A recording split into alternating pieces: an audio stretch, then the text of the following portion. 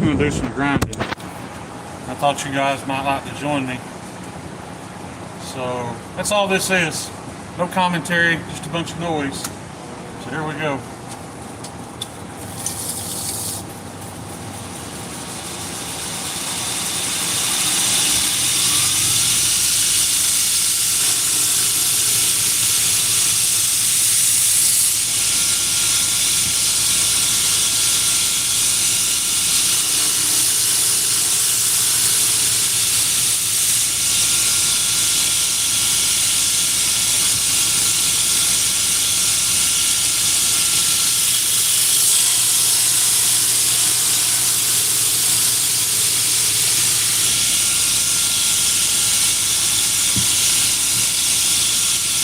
I gotta be honest, guys, I was already about done with that bevel.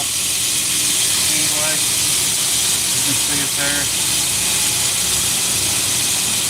I just gotta take a moment to flip the blade over so I can start on the other side. I don't even know if anybody's here or if this is working. I have no idea. Never done this before. I'm sure the audio is horrible. Give me just a second, flip this blade over. We'll start fresh on the bevel on the opposite side. In case you're wondering what I do at night, this is it. I wish I was normal. Could just work during the day. But the heat's just too much for me. So I gave up trying to get up early, come to the shop, get a bunch done. I just decided to just put my knife in the jig here. I decided to roll with it and just start making it at night. I see some comments popping up down there. I guess somebody's here. I know what you guys are thinking, Shane's doing a vertical live. Well, you guys know I could care less about analytics. If you don't believe that, you don't know me very well. But I am doing it vertical because I can't seem to make it look decent the other way with this cheap Chinese Amazon tripod I've got. So vertical it is. Alright. So I got her chucked up in there. This piece of aluminum right here. This is my plunge stop. I bump that against the belt every time I go. So let me get you guys back in position here. I guess I could take a moment and see if I can see who these people are. Scotch and Things, Matisfaction, Be Shady, Elkout. Well, alright guys, we're gonna do some grinding. As you can see, all I've got here is a piece of marble jerry rigged on some lift extensions. Every time you change sides, you have to move that belt over. I'll show you. See how the belt's hanging off that side? If you can see platen over here, that'll make a very, very round plunge. I don't like round plunges. All I have to do is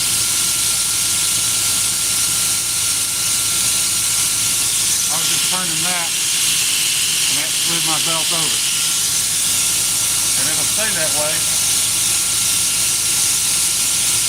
So I'm going to push the knife up so it barely contacts the belt, and then make sure I bump into that plunge stop. Drag it across.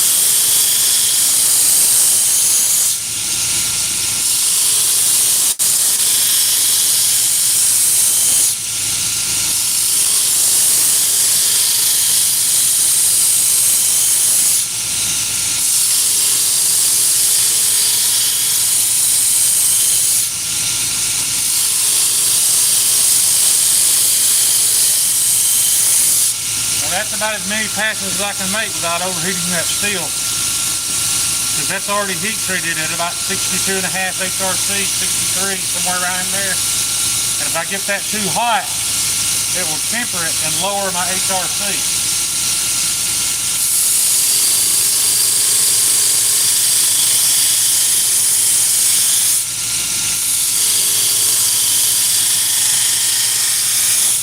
guys probably can't see it, but what I'm looking for is water evaporating on the back side of the blade. When I dip it, the blade is wet.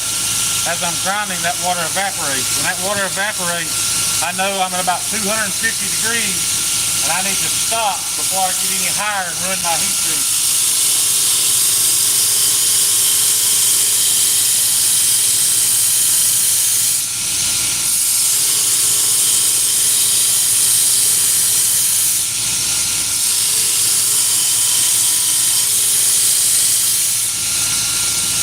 Any of you guys who've made knives before know that my belt's running backwards. It's running up instead of down. And I have to do that because I don't have any feeling in my hand. So I'm watching for that spark pattern. As long as that spark pattern is nice and flush, I know I'm getting a nice flush grind on the bevel.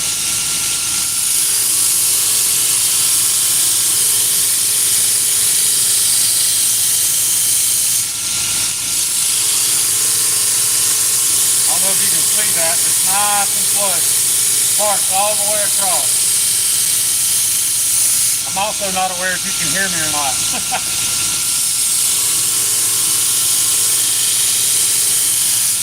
This should take about 10 minutes and I'll take a break. Talk to y'all for a minute. If you want to, if there's anybody left in here.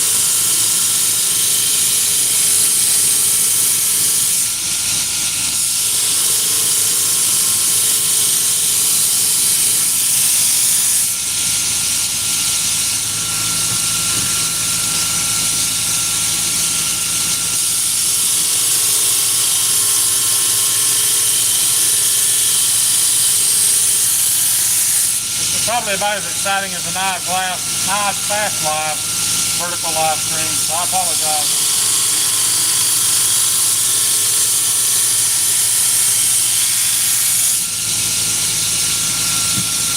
What I'm looking for, guys, I've got a line scribed in that edge, and I'm watching to see when I hit that line, that's when I know to stop. I use micrometers to find that, so I leave myself about 8 thousandths behind the edge.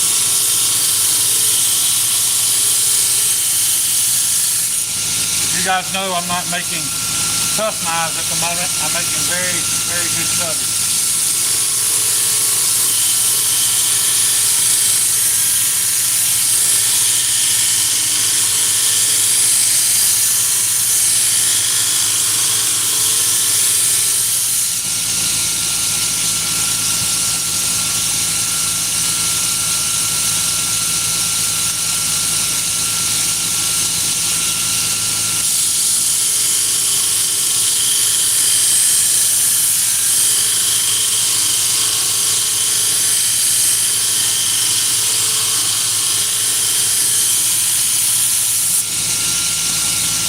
You may wonder why I make more passes sometimes than others. Because there's different amounts of tension on it. There's different amount of heat. Like I said, I'm just watching for the water on this side of the blade, the side I'm not grinding, to evaporate.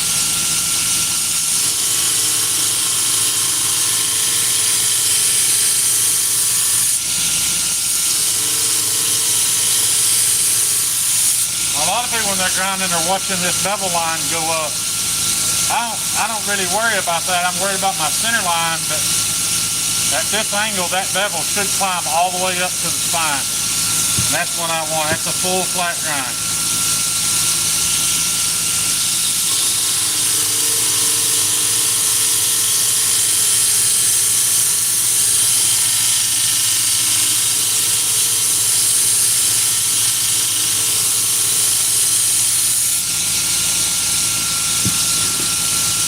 I wasn't able to achieve a full flat grind every time on my first batch. Took some trial and error, took some learning, but now I'm hitting it very consistently.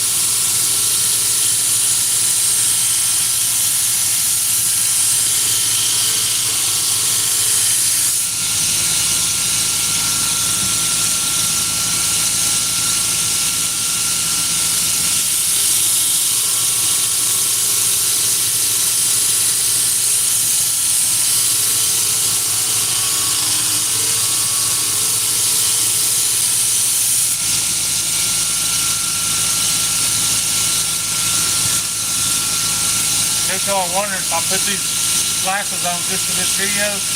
You're damn right I did.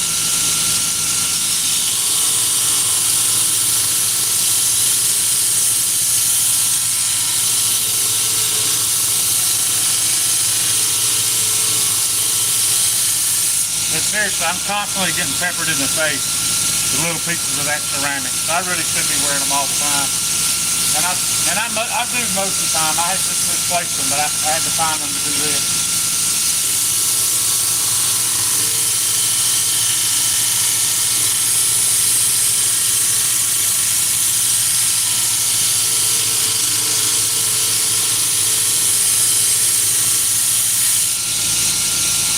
In case you're wondering how I know what that temperature is when that water evaporates, I've got a thermal temperature gun here, so I've actually measured it just so I would know.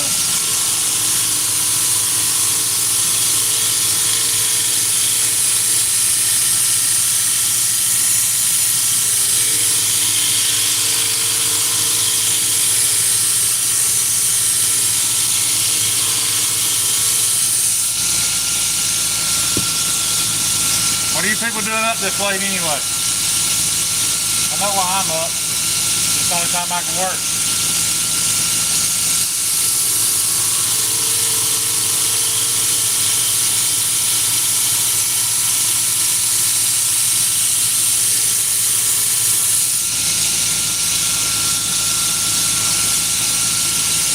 I had a pretty good night tonight. I've got 5 or 6 over there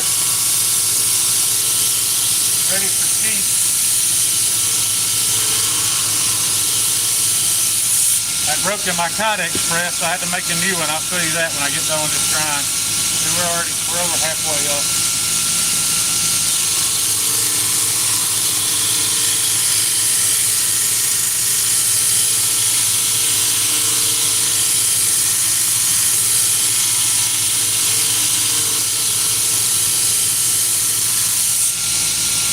It's going fairly quickly because that's a brand new 36 grit ceramic belt from Combat Abrasives. You can use these belts for more than one blade. The problem is, if I use it for one blade and throw it away, that's $8 in the trash. If I try to grind the second knife, I'll spend over an hour. So, is your hour worth a new $8 belt? At some point it has to be.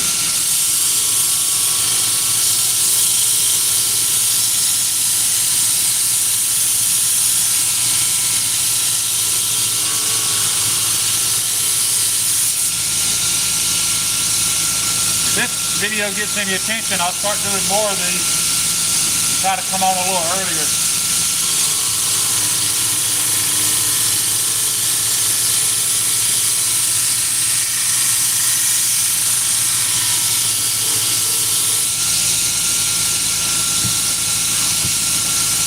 Every time I pull it out, I'm looking at that scribe line to see how close I'm getting.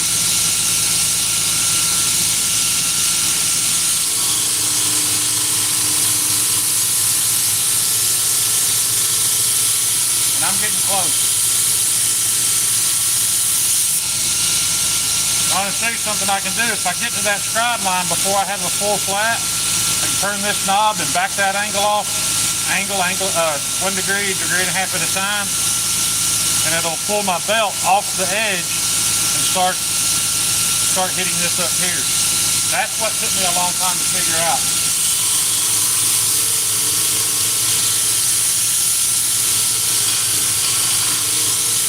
When you first do that, you end up with 2 facets. It looks like garbage. You just have to trust the process and know that if you keep going, that second facet will become the only facet, and that is your bevel.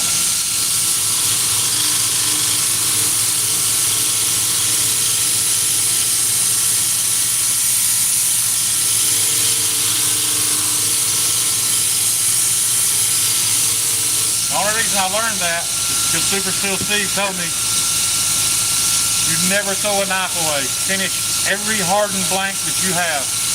Even if you have to make something small and ugly out of it, you finish it.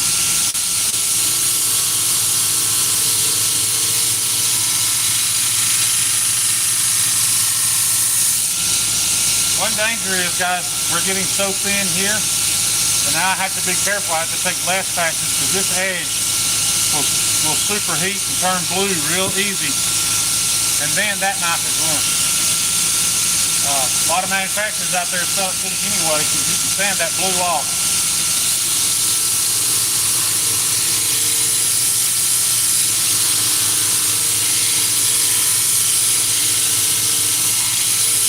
You get a little light amber, that's not a big deal.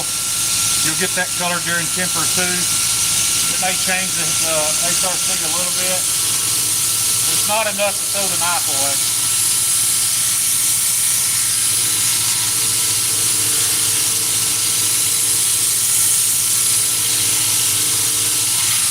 That heat hasn't typically traveled all the way through the blade. It's usually just surface.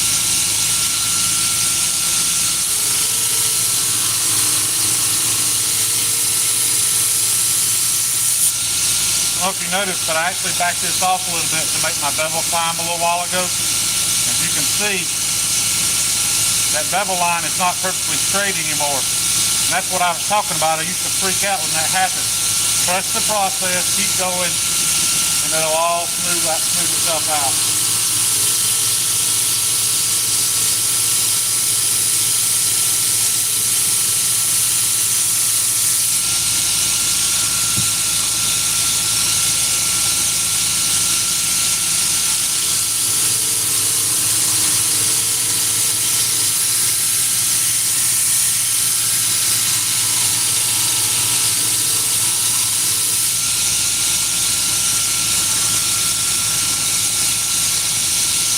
This is probably about like watching water boil, guys. I hope you're not too bored.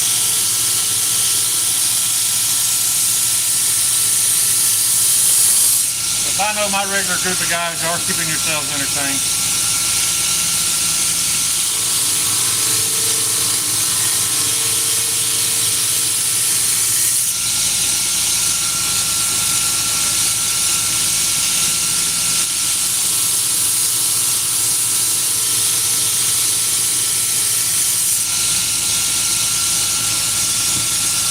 That belt was brand new when I started, and it's already slowing down. It's not cutting near as fast. It's getting less and less aggressive.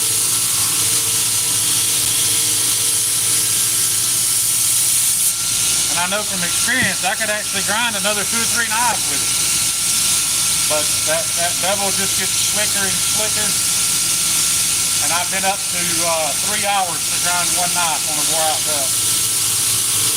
It's not worth it.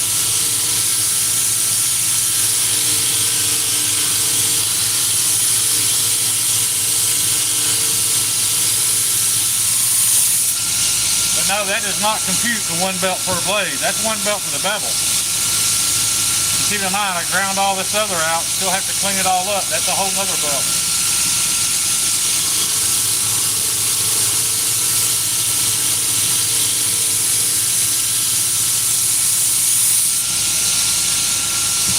Typically do my bevel grinding on 36 grit. I do my shaping on a 120.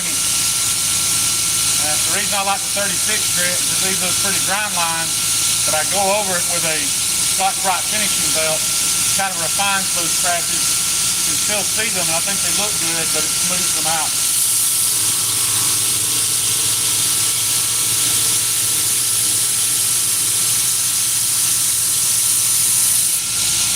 Now that pointy tip, just like sharpening. As soon as it gets on the belt, after it travels about a 1/4 inch across the belt, I pull it away so it don't round that tip off.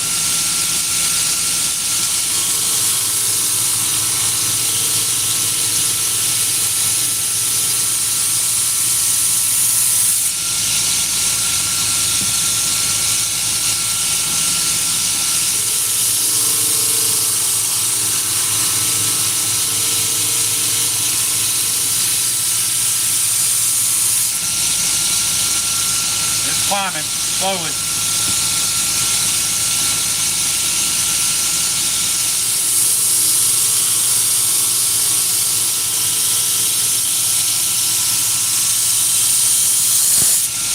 You can actually do a convex grind with a jig. You just turn it every few passes,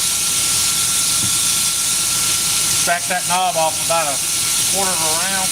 It'll give you a rounded convex grind. I'm not making hard use knives right now, so I don't worry about that.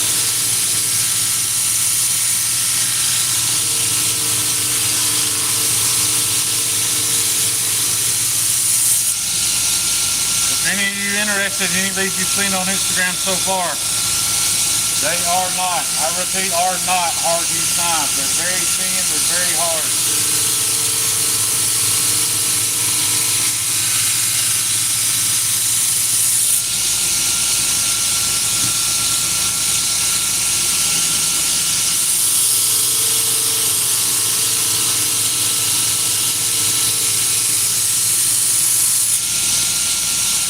Even though they're 1/8" blade stock, they're ground down. They're still 1/8" at the spine, but they're very thin at the edge.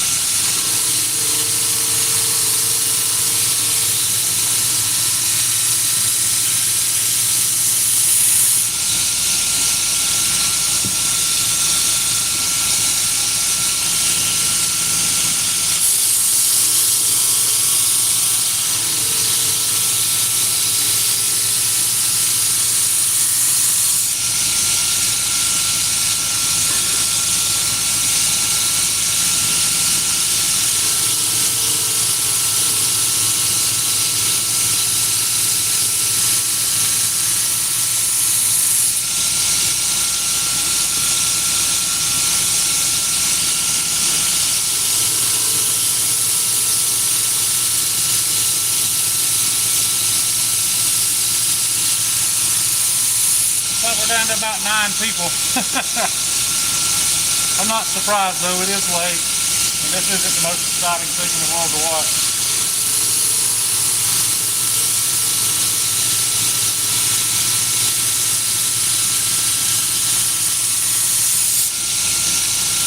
This is my favorite part though.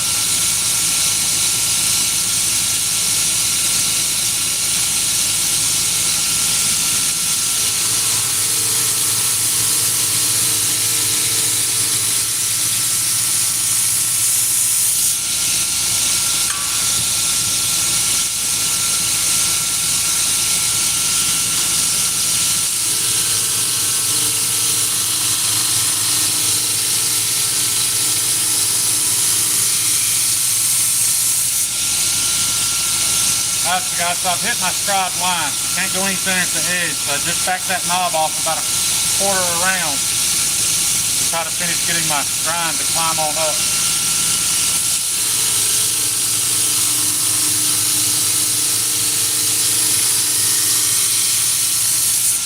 I got something here I can show you what I'm talking about. Hang on one second.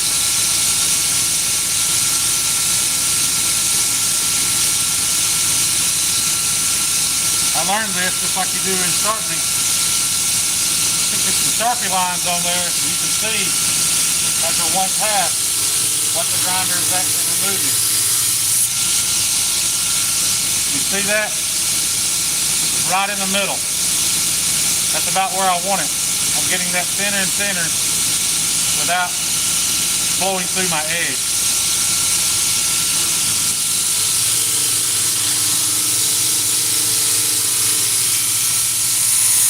That was the scariest thing for me to learn. Because you think you'd set that angle, it'd be the same all the time. But it's not. It's different every time.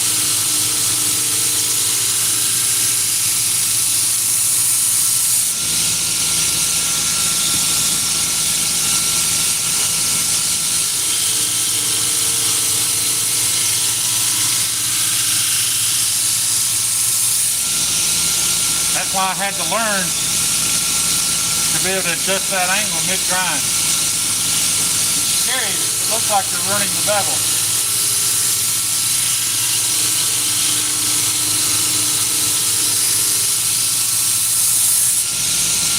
But you just have to trust the process, let it work itself out.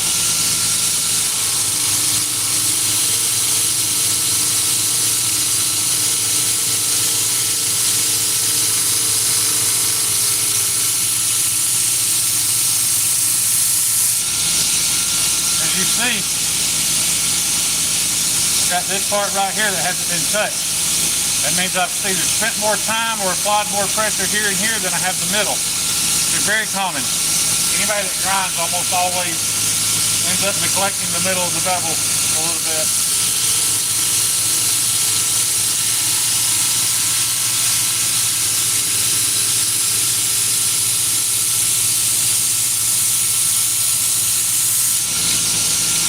Means all I have to do is slow down a bit when I get to that area. Give it a little more attention.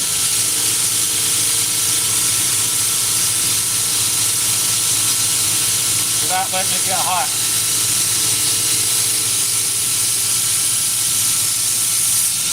I'm down to one pass now before my water evaporates.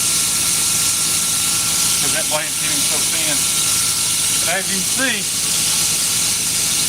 by those little Sharpie marks right there, I'm no longer removing from the edge, removing all of this.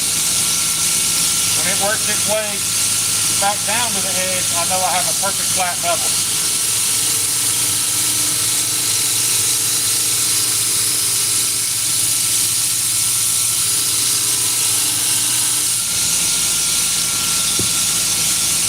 Getting close.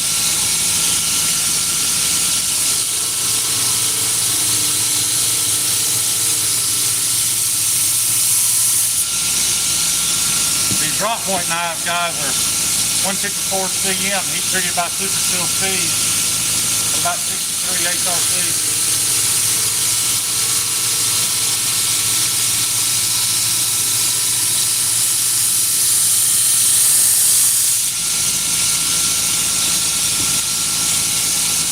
I would be almost willing to bet will outcut any Super Seal you bought out of China.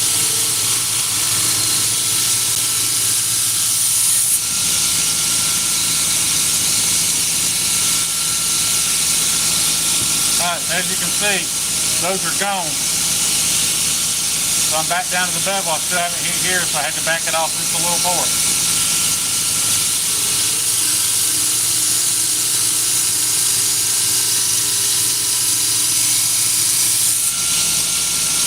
I don't want to take any more away from that behind the edge, or I'll end up with a zero grind. Or blow through the edge.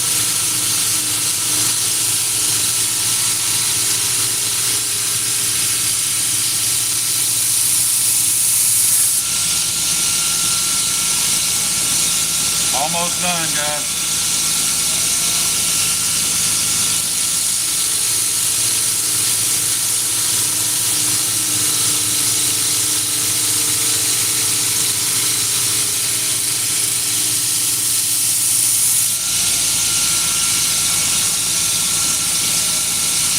This isn't a tutorial making a hard use knife. This is more like making a kitchen knife.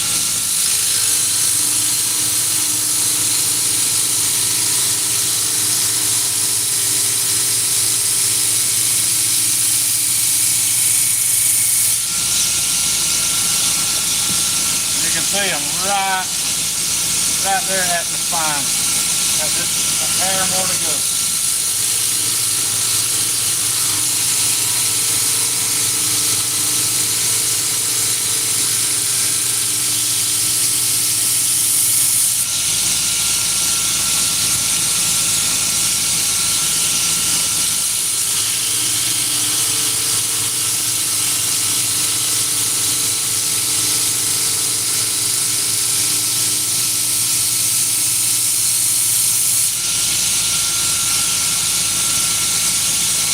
One more pass.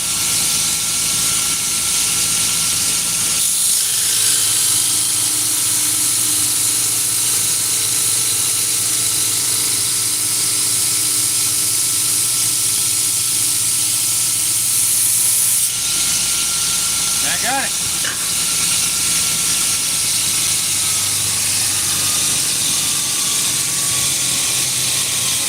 Look like a pawpaw. Get this thing out of it. How much y'all can see that or not.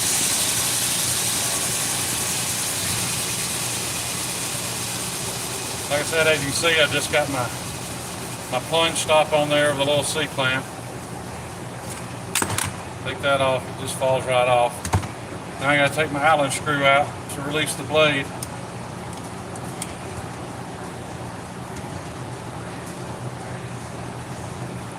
And this knife is ready for cleanup and handles, and then sharpening.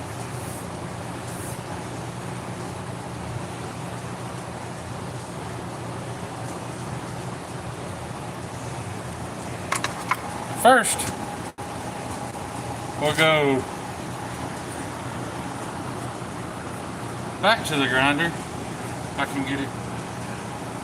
Yeah.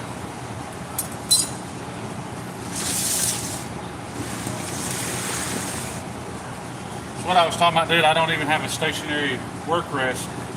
This grinder was never meant to make knives on. And it's a shame, looking at that belt, you'd think, man, you get a bunch more uses out of that. You can, shaping. You try to use that to do some more bevels, and you will regret it. You will spend all day.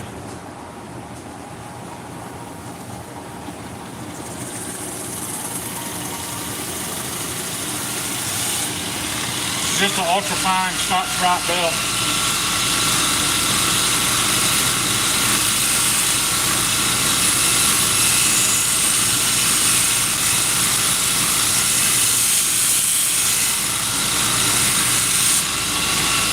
All I'm doing is smoothing up those 36 grit grind lines, knocking the rust top off of them.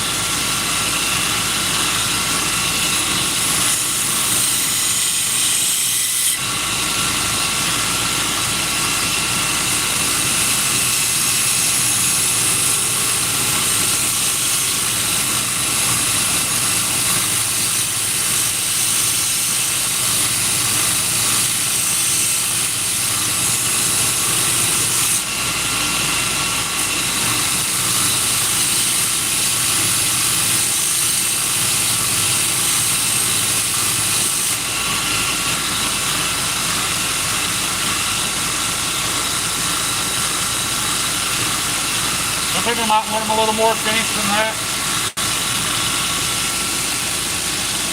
I can do that too. I've got some that I've just got a acid stone wash on, kind of hides all of it. I love the way it looks though. This is removing very, very little material. See, there's not even any sparks. Really just more kind of polishing what's there.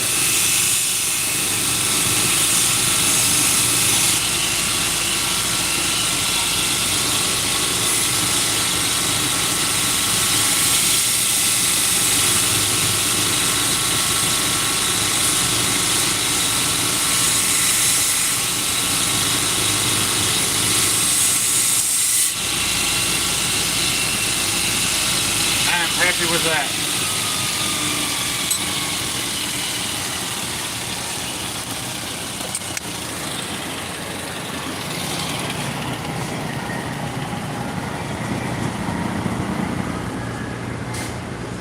There we go. That can go in the box for ready for handles. All these are ready for handles. These I've got handles on. A couple of these already sold. A couple of them will be ready for sale very soon. I'll show you my... Hang on a second. I'll show you the Kydex press I built tonight. Sorry if I'm making you sick. All this movement.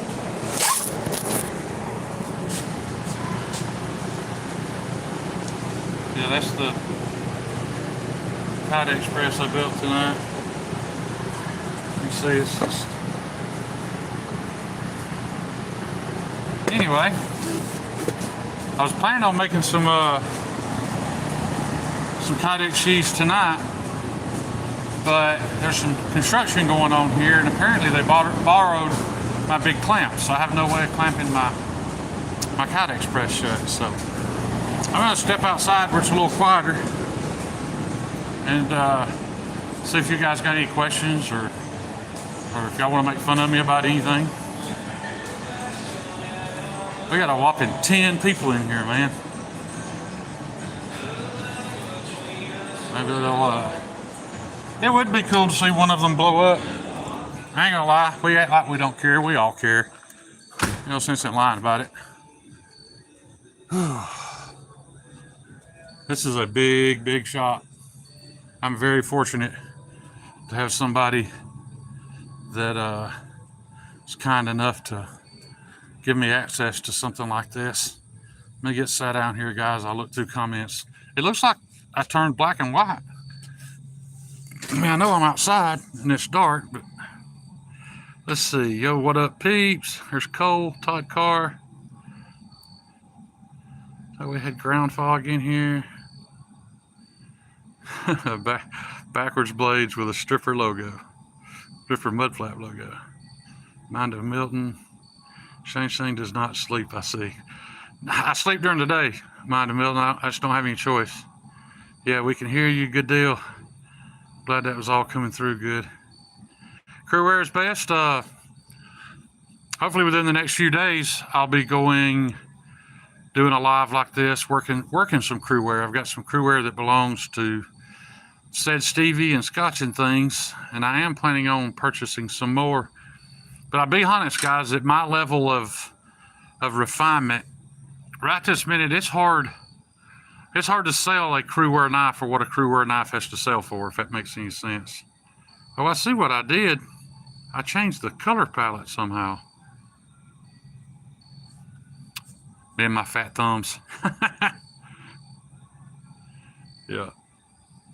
What do you want to blow up? Whoa, wait a minute. What do you mean what I want to blow up? Oh, not my channel, but it is cool when you have a channel to see something get a bunch of views. I mean, you know, if you take the time to do something, it feels good to see some return on it. I don't mean monetary returns. I'm not monetized. But it's no different than making knives, guys. You get, you know, you want some positive feedback on anything you do. You know, I'm sure Terry doesn't want to make cheese, or Joe makes cheese, or whoever, and not get or slips and not, you know, not hear anything back. Probably kind of sucks. Well, crewwear, that's a very good question. The bar I bought was 2 feet long, and I spent shipping and all over $200 on it. But when you go to Pricing Steel, and it always has that starting price, that's typically for like 1/8 inch thick, 1.5 inch, 24 inch long stick. But I needed a 3/16 thick, 2 inch wide, and man, it's crazy how it climbs to over. It's not double the steel, but it climbs to over double the price. And I'm hoping that, from what I've heard, it's come down some. I've got a new knife model coming out here in the next few weeks. I've got the steel in. I'm going to make them out of Nitro V because I want them very tough, and Nitro V is extremely tough. I would love to do some of those in crewwear, but you're talking about double the price. Is the average person going to get double the use out of it? Probably not. I mean, unless you just want it in crewwear, you know. Out of 2 feet, the 2 knives I bought, that was it. The one's 12 inches, the other's 11.5. So that was gone. Yeah, I can buy some thinner crewwear. I have another model, a small, skinny, possibly hollow ground pocket EDC. Now, I might be able to get, you know, 10 or 12 of those out of one stick, but it's hard to say. But I've about accomplished what I set out to do tonight. I don't know how much longer I'm going to be here, but let me go check on when I had. The only reason I ground that knife, guys, I wasn't planning on doing any grinding tonight. Tonight was just going to be scales. but I got to a point where I had everything shaped and I glued one up and I didn't have anything to do while I was waiting on the glue. So I was trying to fill my time. If you're doing this and you want to even break even, you better learn how to use your time correctly, because it'll consume you and you won't make any money.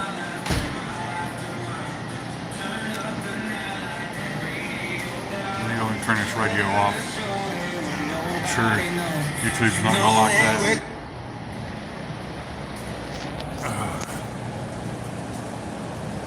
Nitro V is becoming more and more popular over AEB. Todd, I think it's just, they're so similar, but I think it's because the Nitro V doesn't warp as bad. I mean, they're really close. They're really very similar steels, but you don't have as much warpage out of the Nitro V. I just want to show you how ugly one is when you get it glued up. Now, that's a already ground blade with some ugliness going on those handles, but they're probably,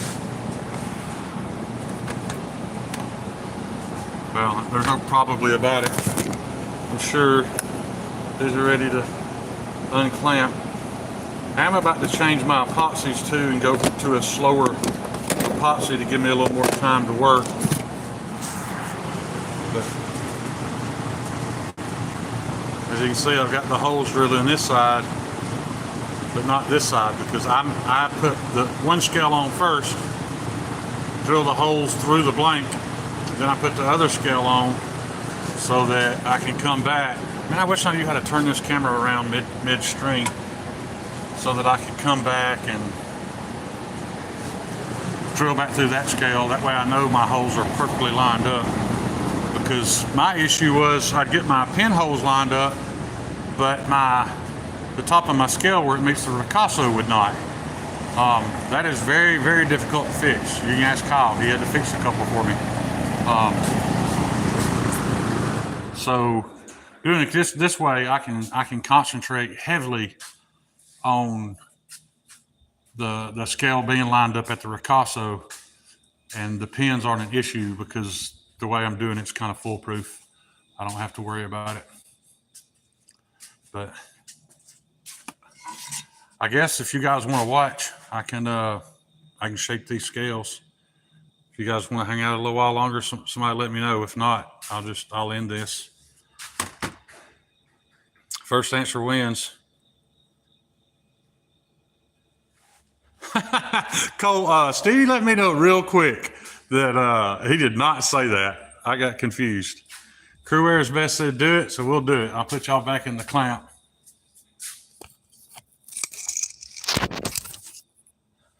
Are we pointing at the grinder?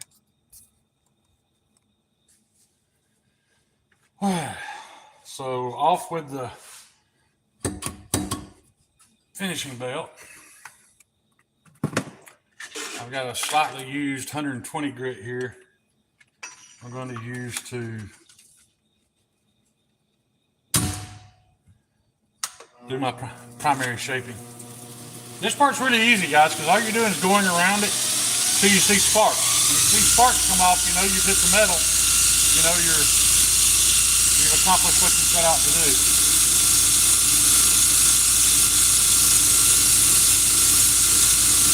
No sparks yet.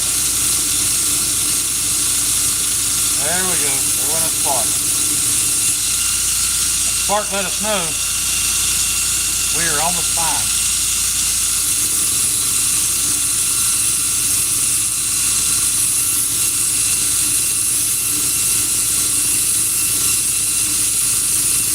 I'm sorry, guys. I gotta turn this fan back on. This is my car that's not helping me to breathe.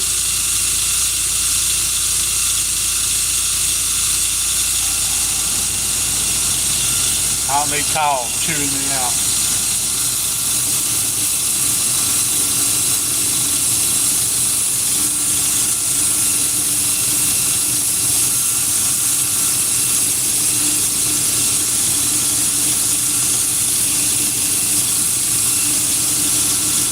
Kyle's like an overbearing father.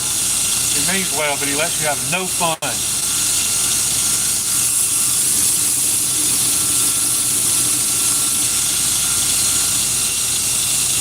Alright, as you can see, we're hitting metal almost all the way down.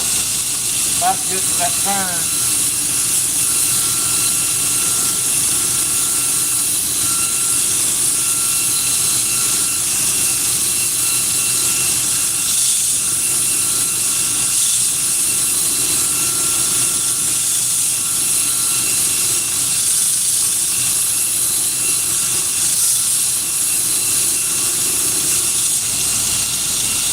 Getting close, but we ain't hit it yet.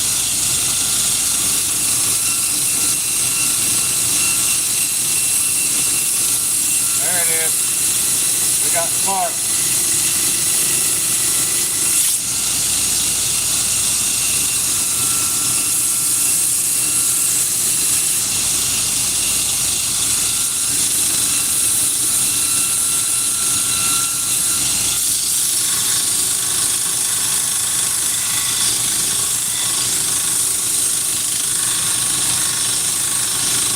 Oh, you can talk shit in the chat all you want to, buddy, because I can't see it, so.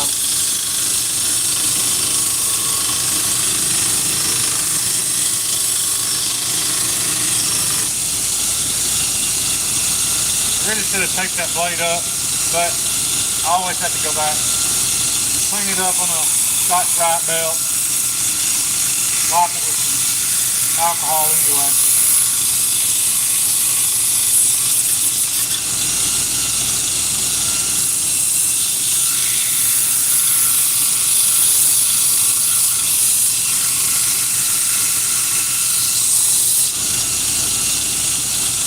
Alright, so I've hit metal all the way around to here. Now I gotta dig all this out. This is the reason why this knife is named the Polar, or path of least resistance. This curvature in here fits this wheel. So I need no other tools to make this happen. All the cleanup grinding I have to do, I can do on this rubber contact wheel. My other knives aren't like this. That's why I named that the path of least resistance. So I don't have to get out 4 or 5 different attachments or different tools to shape this handle. It's all done right here. I don't know if you guys can see the buildup on that belt. Good, now it's gone. Wish I could get y'all more.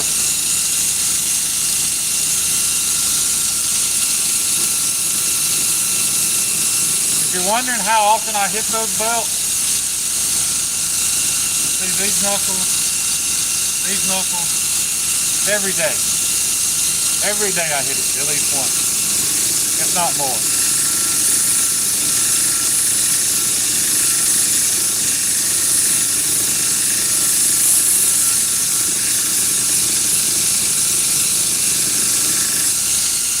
See, even with black micarta, you get this green dust. The micarta itself, when you're sanding it, will have a green look to it. It is really hard to get rid of it.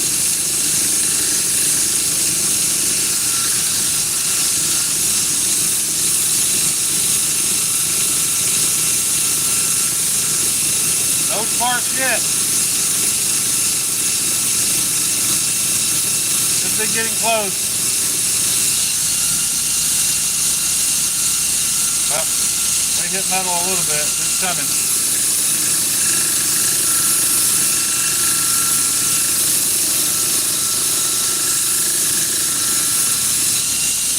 Oh yeah. Getting a lot of it now.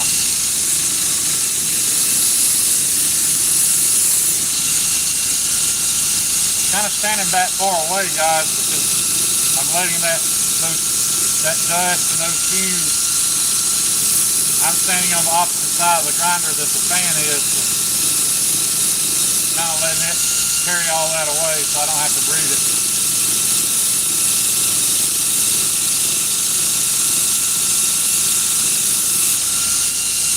There we go. We've hit metal all the way through.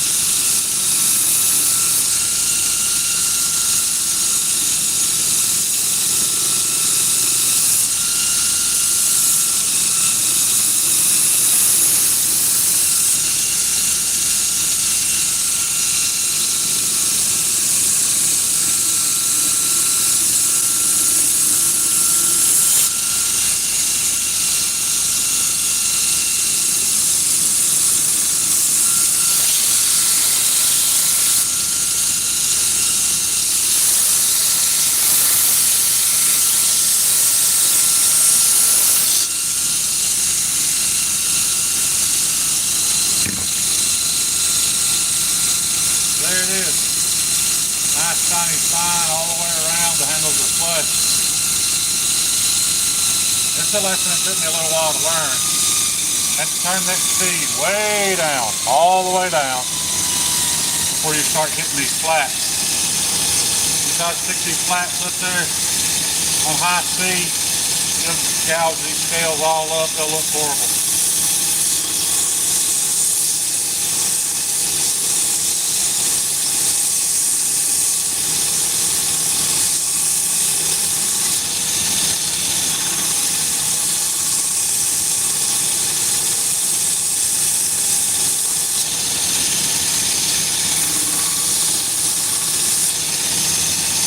Nice and flush.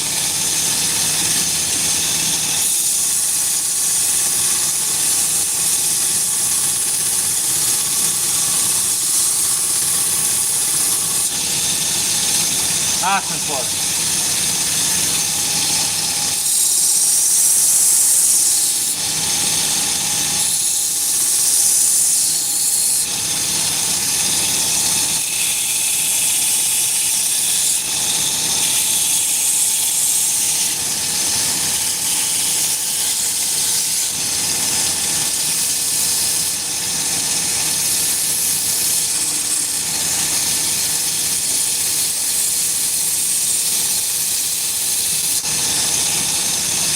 It's just a little chamfer around the edges. So to be honest, guys, that's all I'm going for. I'm not putting any contour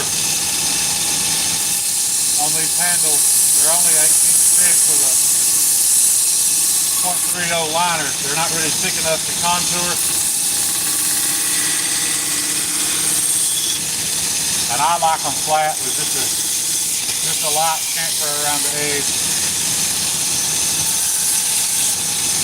I'm sure there are people out there that would prefer I start out with a 1/4 inch scale, shape it more. But to be honest, the reason why I don't do that is because I'm not very good at it yet.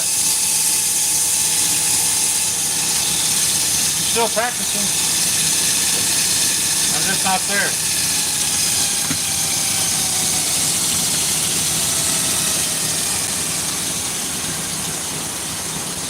See guys what I got going on over here. I got some black micarta bubblegum pink I'm about to glue up. I don't know how well that's going to sell. But underneath this really heavy slab of marble is some more black micarta Tiffany blue, Tiffany green, whatever you want to call it.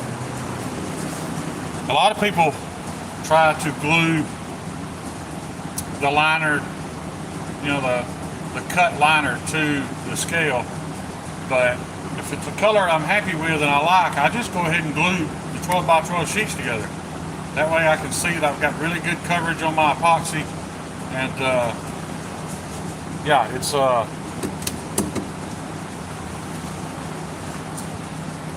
it saves me a whole lot of time.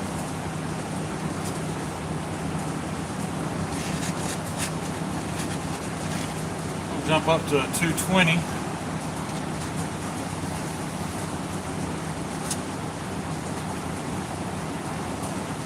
Smooth that micarta back up some. Also on a very low speed.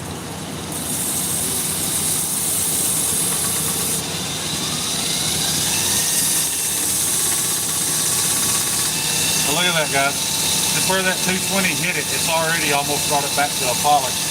That's just 220 grit.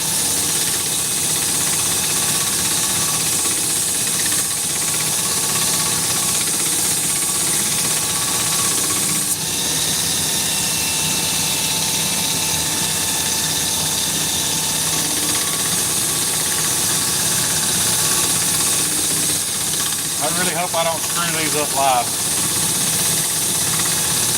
But there is a very good chance of it.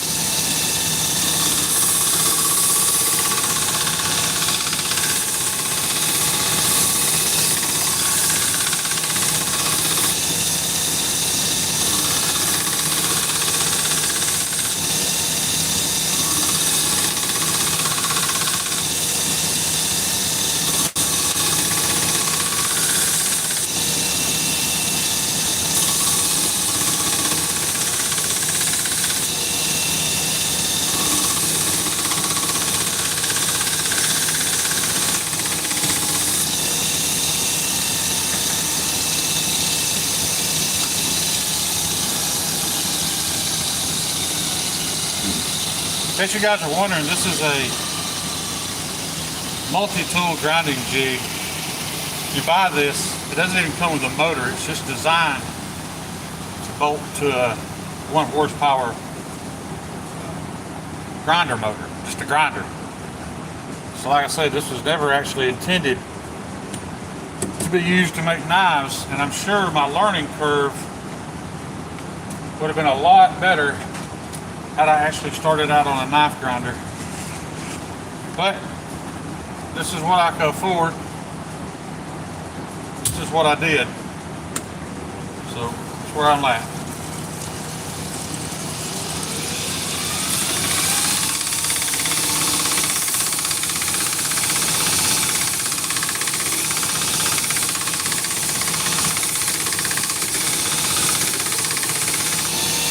We're on a 400 grit belt now, guys.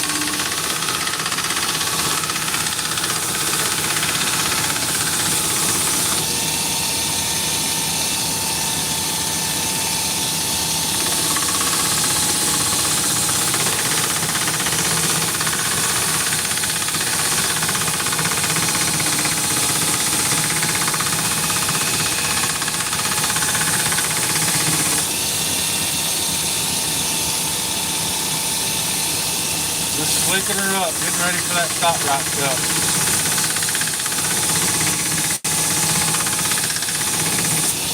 Stop right belt's my favorite part because that's where you can really see the most improvement. You get that Scotch-Brite ultra fine, you can really start to see it coming together.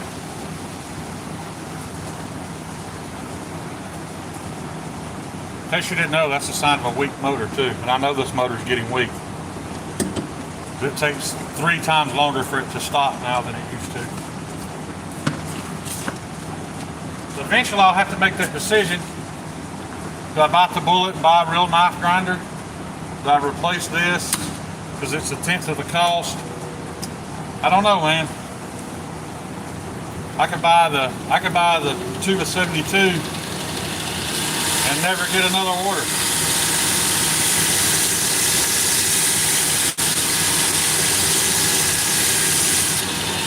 Then I just be stuck with a high dollar grinder. Nothing to do with it.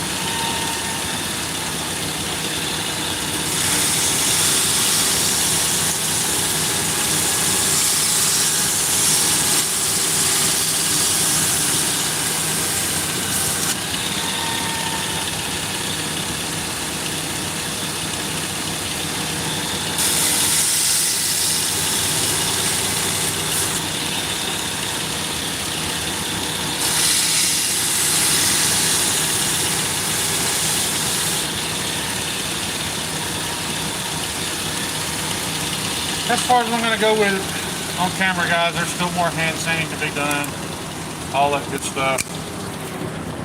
But I've actually accomplished way more than I set out to tonight.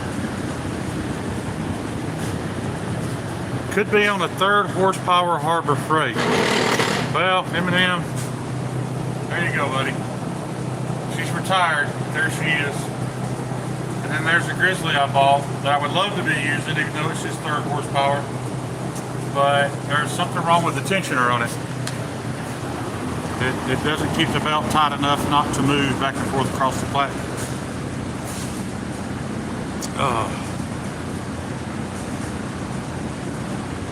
Well, because I'm on the left side of the grinder and the fans, this big, huge industrial fan's on the right, and it's sucking all that away from me.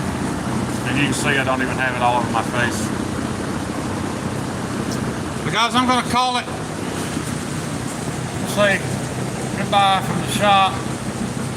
In case you guys wonder where I spend all my nights, this is it. There's bass boats and Sea-Doos. Nick has got all the toys. He's kind enough to let me make knives in here, and I appreciate it. You guys know I appreciate any amount of time y'all spend with me. Peace out. I can figure out how to end this.